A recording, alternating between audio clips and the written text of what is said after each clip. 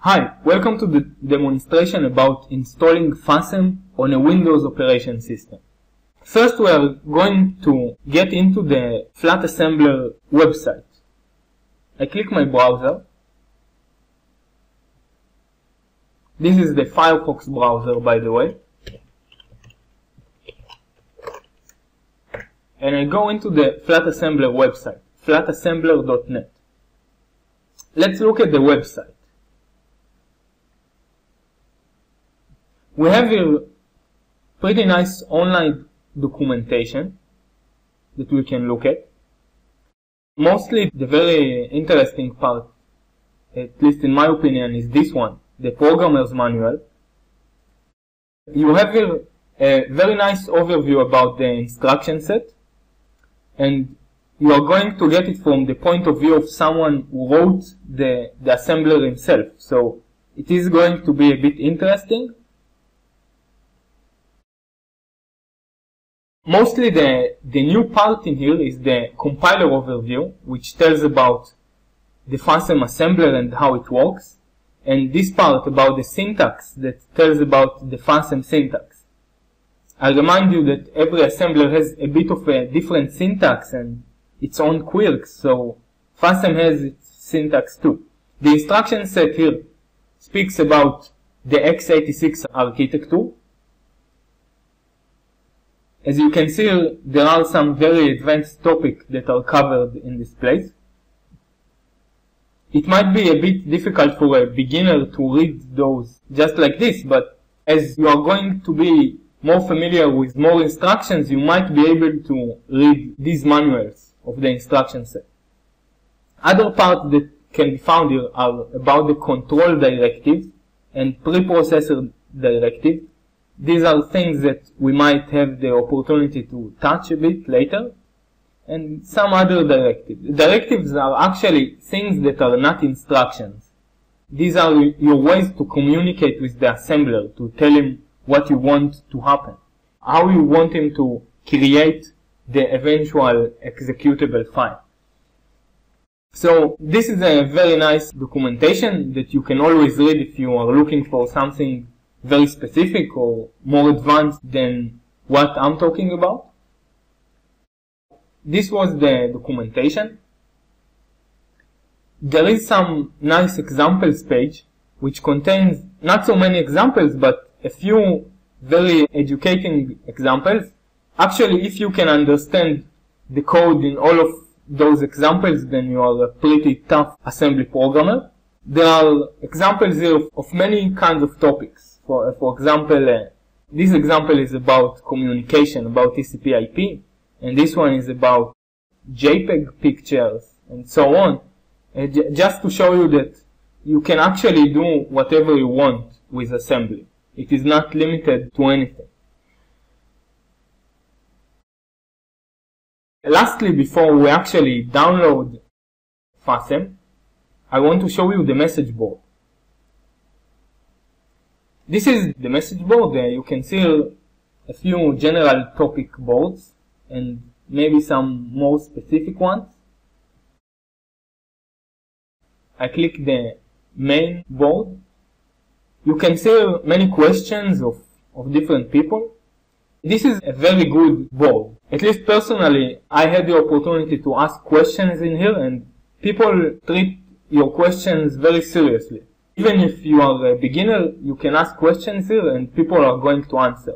So I recommend you, if you have some very specific questions, mostly about the fasm assembler, and maybe even generally about assembly language in x86 architecture, I really recommend you to ask it here. There are other good boards, but this is one of those very good boards that you can ask questions and get answers pretty quickly from very smart people. You can even meet sometimes the author of fasm, Thomas Gristar, which actually might happen to be around and answer your question himself. This is pretty cool. Let's go back to the main page. And this time we are going to download the fasm package. When we click on the download page, just as a comment, note that the current year is 2014. Maybe in the future when you get to this page you are going to see something a bit different, but I guess it won't be too different. There are some versions here for fasm. There is fasm for DOS, for Linux, for Windows, and for other kind of things like Unix. I recommend you to take this one. If you are using Windows, you have to take this one. These are some other packages which are not very thoroughly tested, so I recommend you to take this one. Let's download the Windows version.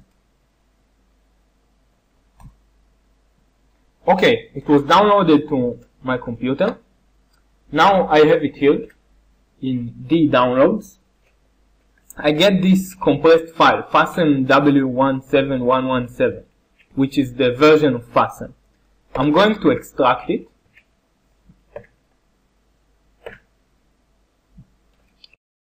I got this folder which contains some fasm files. First, I want to change it to fasm just to have a nicer name. I don't want to have this long name in my directory tree. Now I'm going to copy it to my programs folder. Okay, just like this. I don't need any installation or anything of this kind. I just have to copy the files. They just work as they came. This is the directory of fasm. This is what we got from the website. Let's look at what we got. Take a second to look at those files. The first file, and maybe the important one, this is what we actually wanted, is the assembler. It is called fasm.exe.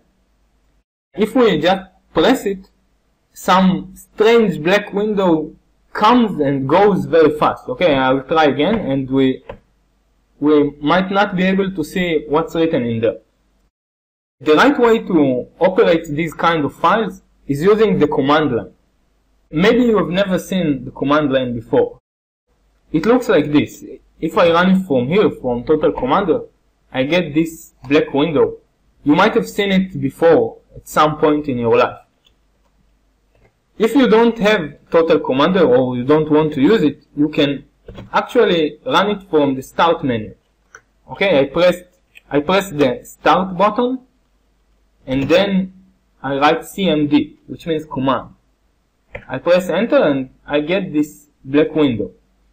I can actually use this window to run programs. Let's go to the right directory, to the D programs fasm W directory. First I got to C, which is the root. Now I can move to D, and then I travel in the directories. I go to the programs directory and then to the fasm W directory. I can look inside the directory to see which files are there using the dir command. Here I see the files inside. I can actually see them in Total Commander or even in the Windows Explorer, but just so you know, you can see them here. In the past, people only used the command line in the very far past. Now we have all this nice GUI in the Total Commander and the GUI that comes with Windows. It is always useful to know about the command line. Here we have the fasm.exe. We can run it, and this time we are going to see the result. It is not going to disappear suddenly. What can we see here? Flat assembler, we see the version. It explains how to use it. Actually, in order to use it right, we have to write fasm and then the name of the file. Okay, we have to do something like this, fasm file. We just haven't wrote any source file, so we can't run it yet. And it says about some optional settings, which we are maybe going to talk about later. So this is actually the assembler, the flat assembler that we wanted. Okay, some other files that we can see, just so that you know what you got in this package. There are some text files about what's new that explains about new features in fasm. This file is the license. Maybe you want to read it so you can know what you may or may not do with fasm. This is a fasm which is some kind of editor. It looks like this.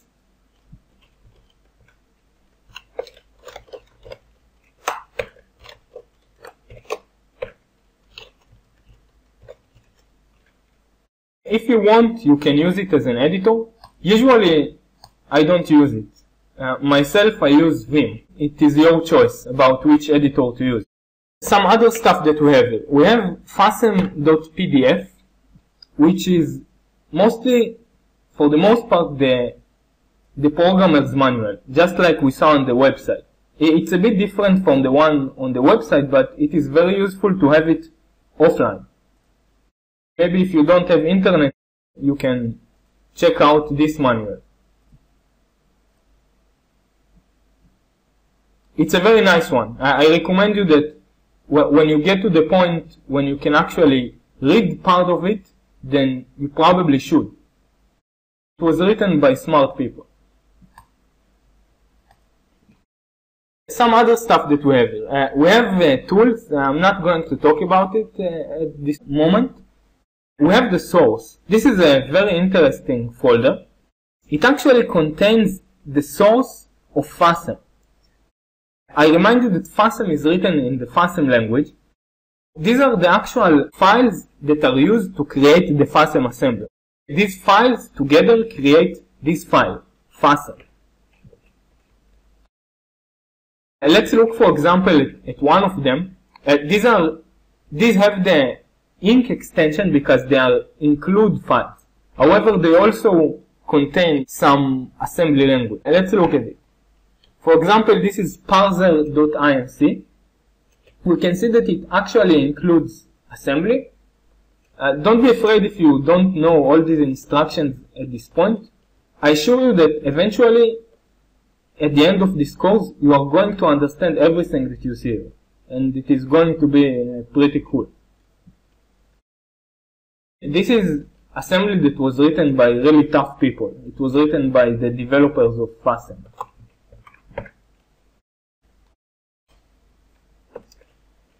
We have two more folders. The include folder is also an interesting one. It contains some assembly files that you might want to use for your own application.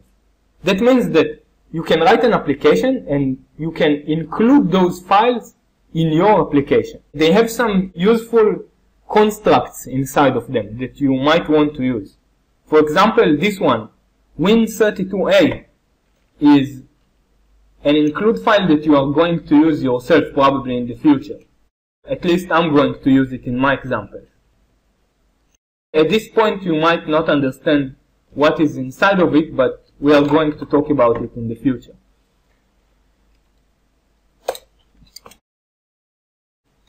The last folder, the examples folder, it contains some examples of some interesting code. You might have seen that some of the examples are already in the examples page inside the website, inside the Flat Assembler website. But there are some examples that just come with the package, and it can be very useful if you forgot something, like how to write some part of the program. It is pretty useful to sometimes take a look at how those examples were written. I want to show you two examples out of this folder. First, look at the dialog. Let's first see what it does. It actually creates a dialog. We can write some stuff here. And then we click the button and we get some interesting message box. And then the program ends. Mostly it proves that you can actually create windows with assembly. And maybe you didn't believe it before. Maybe your friends told you, man, you can't create windows with assembly. You can't create GUI with assembly. So you can actually do it. Let's look at the code for a moment.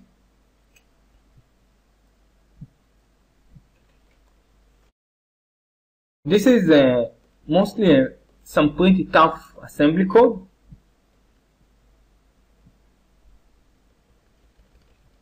We are going to learn later about how those things work.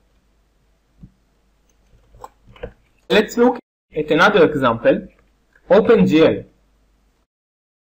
If you have some previous experience, OpenGL is some kind of library to create graphics, and it also works on Windows. Let's see what it does. It gives us some kind of rotating square with nice colors. This is also something that you can actually do with assembly. This is pure assembly. If we look at what's inside the file, this is real assembly.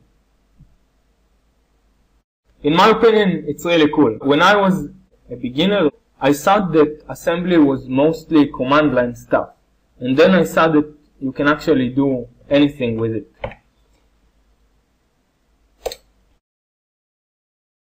Some important stuff, okay, after we've seen what's inside.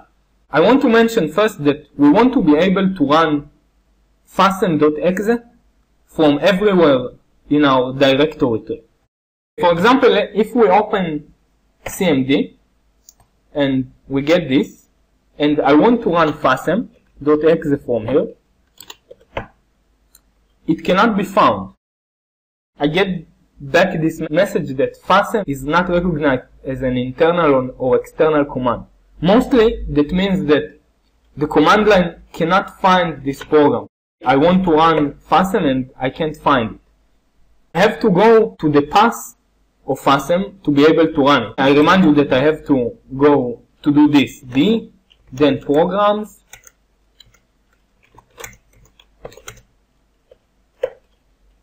only now I can run fasm. And this is very limiting. I want to be able to run it from some other directories. For example, if I have some project, I want to be able to run fasm even though I'm not inside the fasm directory. This can be solved. It can be solved using environment variables. You can find it here. If you press Start and then go to My Computer, right click on it and press Properties. Then I choose Advanced System Settings. You might have to put down your administrator password. Okay, now I got to this screen. And I have here this button, Environment Variables. I press it. And now I get to this screen. There are some interesting stuff in here. We are not going to talk about most of them. The variable that I care about at this moment is path. Path is a special variable. What it means is that whenever you run the cmd.exe command line, you are able to run any program from this path. For example, you can see in my computer that Python 3.3 is included in the path variable. That means that I can run Python from wherever I am in the directory tree. Let's see an example. Okay, you see, Python is some kind of program, a programming language. You can see that I can run it from everywhere, even from inside the fasm directory. I want to have this feature for fasm too. Therefore, I'm going to add fasm to the path variable. D, programs, fasm_w. This is actually the directory here. D programs, fasm_w. I press the OK button, and then I press OK again. Now I have to close the command window and reopen it. Okay, if I want the changes to take effect, I have to open a new one. Now when I write fasm, it can actually find it. It can find it because it looks inside the path variable. I solved this first problem. If we are already talking about environment variables, I also want to talk about another variable that you cannot see in this list, which is called the include variable. I mentioned earlier that we have this folder include, which has some files that we might want to use in our programs later. If we want to be able to use them nicely without writing the full path to this file, for example, I'm going to want to use win32a.inc, and I don't want to write all this full path. That is mostly because someone else might want to run my program on his computer and maybe even assemble my program on his computer. And maybe on his computer, the path might be different. The path to the include file might be different. Maybe even inside your computer where you installed fasm, the path is different. That's why I'm going to add the include variable. I'm going to put in this path, the path of the include directory. I press OK and OK again. What is now going to happen is this. Whenever I run the fasm command, fasm is smart enough to read the include variable.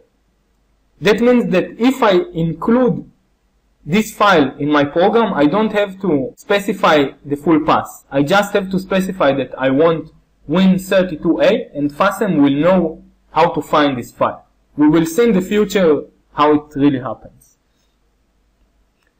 Okay, this is mostly about installing fasm. If you have done those steps, you are ready to go for the next lesson.